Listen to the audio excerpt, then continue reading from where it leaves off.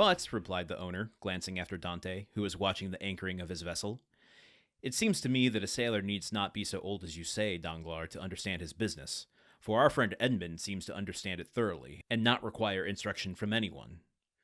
"Yes," said Danglars, darting at Edmond a look gleaming with hate. "Yes, he is young, and youth is invariably self-confident. Scarcely was the captain's breath out of his body when he assumed the command without consulting anyone, and he caused us to lose a day and a half at the Island of Elba, instead of making for Marseille direct."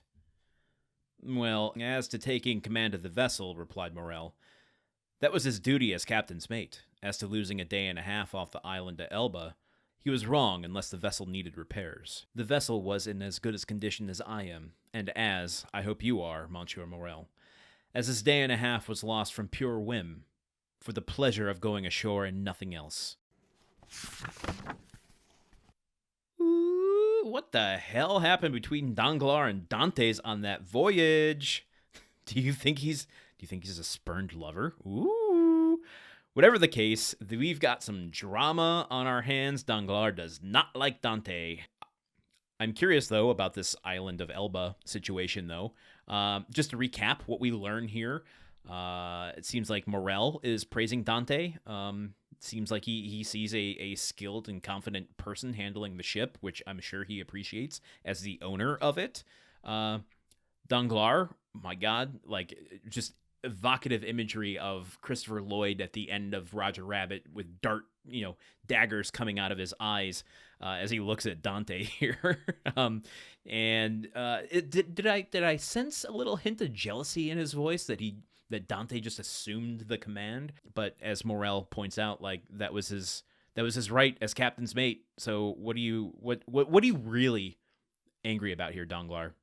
Are you angry about the choices you made that brought you to this point in your life, maybe? I think we need some self-reflection here. Because Danglars is like, he's pointing fingers and trying to drum up some drama, some scandal about Dante's decision to go to the Island of Elba. And lastly, that very last passage, like, the second that Morrel is like, yeah, okay, I get you're angry, and maybe there's something going on here, but he was well within his rights, unless, I guess there's some wiggle room here. Like, if he's doing it on a whim, that doesn't sound good. And Danglars is like, well, yeah, you know what? There was no repairs needed. Like, he just went to the Island of Elba because, he wanted to, because he had the whim. He felt the whimsy, the pull of Elba was too strong, and he had to go take a little day and a half break over there, which I don't know. I mean, I guess I'm not made for the sea myself, so I would be jumping at any chance to get off the ship for, a day and a half. So even if Dante did want to do that, I would hold against him. So can't wait to unravel more of this drama with Danglars and Dante, and Morrel taking kind of a middleman approach to this whole thing. Still can go either way on that guy. I guess we'll have to find out tomorrow when we cover the next part. So I guess see you then. Okay, bye.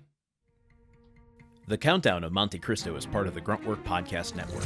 This show is produced, edited, and hosted by Landon Solano. The original text of The Count of Monte Cristo by Alexander Dumas. Theme song by Magic Solo. If you want to support the show and others like it, visit patreon.com/gruntworkpod. Thank you for listening. See you tomorrow.